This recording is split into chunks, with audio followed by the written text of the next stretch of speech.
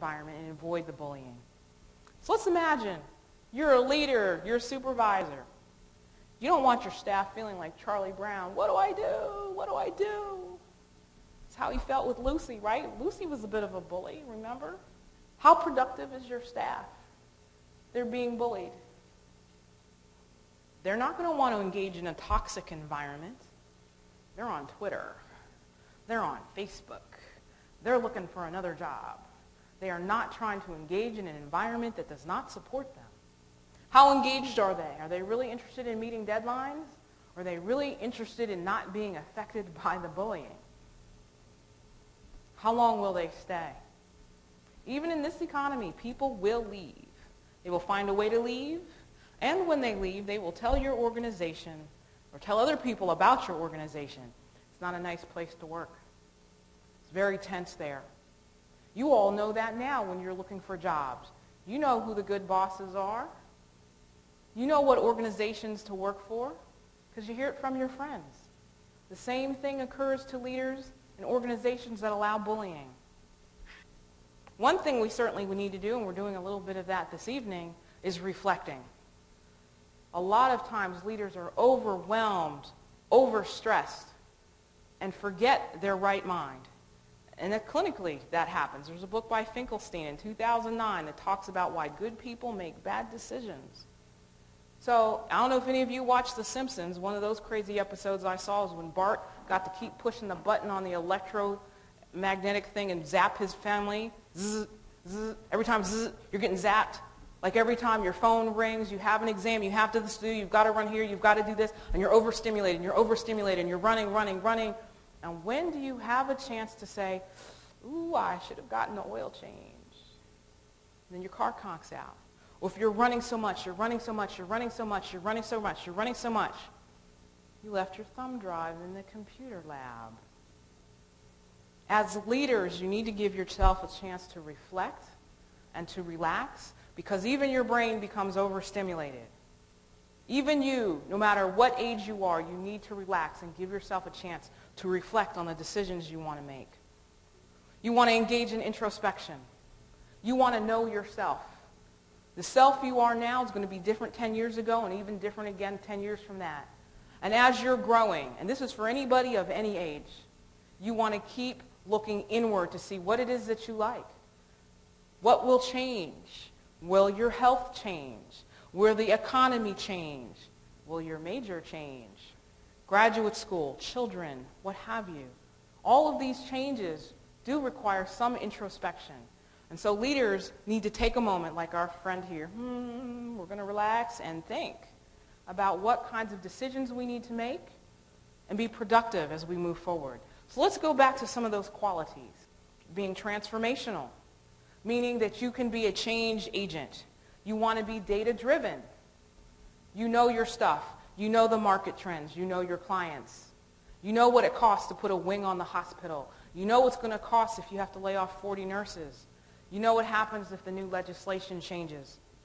You want to be creative, because that's the one thing that can't be touched by the economy is your brain. If you can find a way to make those unlikely connections, and you can find a way to move forward with the things that are given you and not complain about the things that were taken away, you can still be creative. This creativity comes from access, from different people at the table bringing different things to create something new, which is innovation. Innovation. Innovation. I've been talking about innovation all night. What is it? According to this CEO, innovation is the gap between current reality and future reality, between where the market is and where the market is going, and exploiting that possibility. When I was a student at Boston University in the late 90s, I had a cell phone the size of a clock radio. Yeah, and I only pulled it out for flat tires. Now, we have smartphones. I can get text messages, I can cruise the web, I can buy a dress, I can call my mother, all from the comfy seat somewhere else. And my car can plug it in, I can do it while I'm driving. It's a far cry from the late 90s where I was fumbling with this thing the size of a clock radio. Cell phones are so popular, 20% of American homes don't even have a landline anymore. the difference between the reality and the future. Same thing happened when I was at Boston University. I never thought about teaching online. I was going to be this big-time athletic administrator. Now, I can teach students from Uruguay, from Hong Kong, from Vancouver. I've had students in my leadership study saying, I'm at the gate in Singapore. I just want to get this in. I hope it's still Mountain Standard Time. As you all go out into the world, whether you stay here in Pennsylvania or you go out nationally and internationally, more of our companies are becoming multinational, where you are innovating with people from San Francisco, Sao Paulo, and Berlin. And you are managing diversity because that's where the organization is going. Never sleeping. Dell.com is already like that. Another point about innovation, it comes from the mavericks, often from that person that makes you feel just a little uncomfortable. The person whose hair is a little different, they think a little different, they dress a little different. They're like, ooh, what are you doing with that? But this CEO is also saying that that maverick, he doesn't just hit a single. He hits a home run. He hits it out of the park. That's somebody who's thinking a little bit differently. That's someone who's bringing new ideas to your team. This is somebody different. And as a leader, you want a couple mavericks on your team. You want to feel just a little bit uncomfortable because that discomfort is going to help you to innovate and create new things. One of my favorites from Chloe Sladden at Twitter. She has 3 rules for stimulating innovation. She calls it a blend of creative change and problem solving. Bring together people of different disciplines and mindsets. Prototype early and often. Get those ideas going early and give confidence to your brainstorming. Check your ego and let go of your bias and where biases come from. And if you're busy locking down ideas and saying it can't come from this person, it can't come from her, she's a woman, it can't come from him because of where he came from, it can't come from this person because of. You know how many ideas you just shut down? Here's a little story that I like that demonstrates. One day on the interstate, there was a truck that got stuck.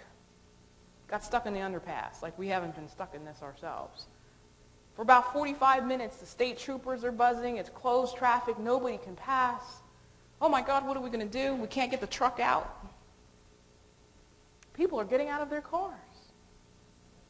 So this gentleman is standing there, and his little girl comes to him and says, Daddy, she's 7, Daddy, why don't they take the air out of the tires? What? And Dad needs to get to work, so he goes up to the state trooper and says, my daughter says, let's take the air out of the tire. And they do. They take enough air out of the tires that they can wedge that truck backwards out of the wedge and unfurl traffic. Now, if everybody wanted to be so wound up about this 7-year-old girl, what can she possibly know? But the idea worked. You need to be open to different ideas. You need to let the air out of your own tires sometimes so you can unblock the problem. You need to let go of your biases and be inclusive of all of the ideas that are coming forward, even if they're from a 7-year-old girl. Here are some examples of innovators I'd like to share with you. Dr. Patricia Bath discovered the laser technique for removing cataracts.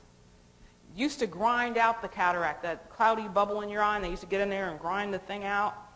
It's a laser now. It's less intrusive, less recovery time, it's cheaper.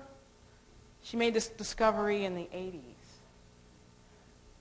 If you have HBO, just a wonderful story, something the Lord made. It's a story of Vivian Thompson, who did not have a college education, but he had a creative mind, and he worked with the doctors at Johns Hopkins, and they solved several problems in open heart surgery, and he is commemorated in this film and also on the walls of Johns Hopkins University. There's a mother and daughter team, Betty Rogier and Lisa Villano. It's a mother and daughter team who created a catheter port and a shield, which makes the use of IVs in a hospital easier and safer. Who doesn't know Facebook? Mark Zuckerberg, Jewish-American inventor with his other buddies at Harvard, Eduardo Saverin, Dustin Moskovitz, and Christopher Hughes, created Facebook. Time magazine recognized Mark Zuckerberg as the Person of the Year in 2010. At the age of 23, he is worth $13.5 billion. A kid in a dorm room. And an innovator. Innovation in HIV. Here we have Dr. Flossie Wong Stahl. She's a Chinese-American scientist and a leading AIDS researcher. She has discovered the genes that create HIV, and she's done gene mapping there. And also in her discovery, she's discovered some genes that lead to cancer and doing some phenomenal work in that area.